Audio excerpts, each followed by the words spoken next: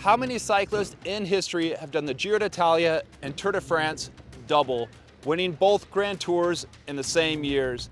And how difficult will it be for Tadej Pogacar to pull it off 26 years after the last person was able to do so? I'm going to break down Tadej Pogacar's victory in the Tour of Italy, the Giro d'Italia in May, and what it's going to take for him in the Tour de France and the historical context of the double if he were to pull it off, the Giro d'Italia followed by the Tour de France in the same year. Let's dive into those key details and what makes the challenge so monumental.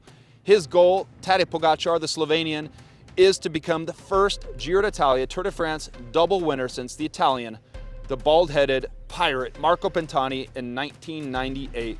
In just a little bit of historical context, only 7 riders have completed the double in cycling history. Italian Fausto Coppi, Jacques Anquetil, the Frenchman, the great Eddy Merckx, the Belgian, Bernard Hinault, Stephen Roche, who interestingly went on to win the World Championships later in the year, the triple, Miguel Indurain, the Spaniard, Big Mig, and of course, Marco Pantani in 1998, 26 years ago.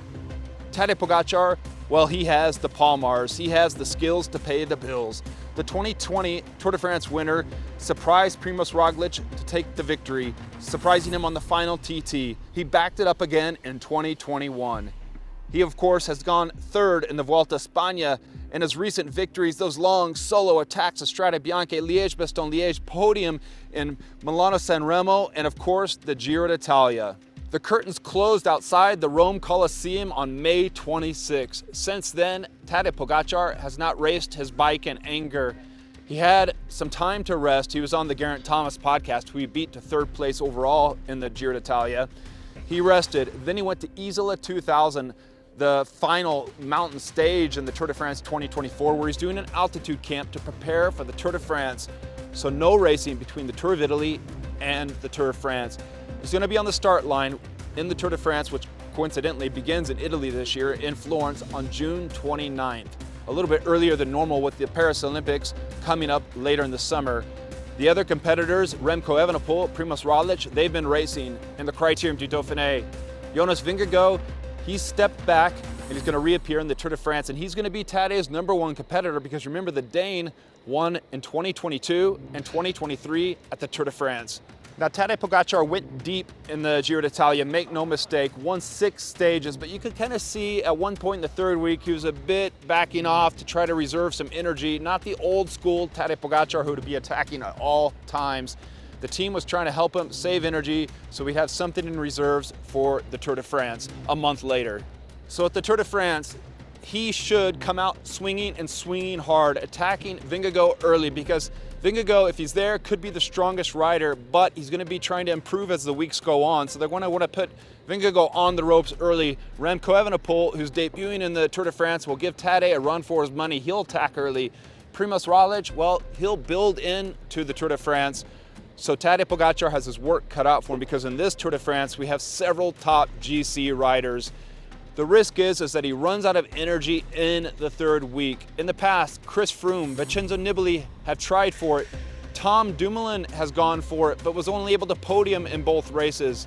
Chris Froome, well, his circumstances were different when he went for it, because he came off that, I think it was 2018 Giro d'Italia with the win, going hard in the final days to pick up the Giro d'Italia win, and then getting to the Tour de France, running a little bit on fumes. So it's a tough one to match, and that's why it hasn't been done since 1998. And more recently, riders have started to really hone in to pinpoint certain races throughout the year. We see that in the Classics, and we see that in the Grand Tours.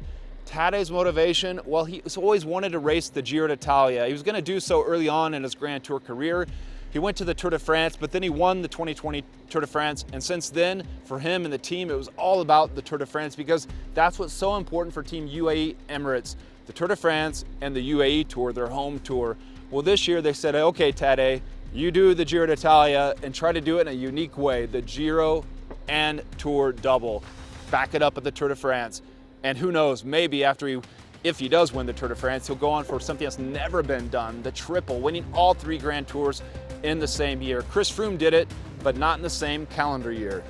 So we'd reach cycling history, matching the greats, Hinault, Merckx, Miguel Indurain, Jacques Anquetil, and he would also achieve the challenge that he set for himself earlier on in the season, his personal drive.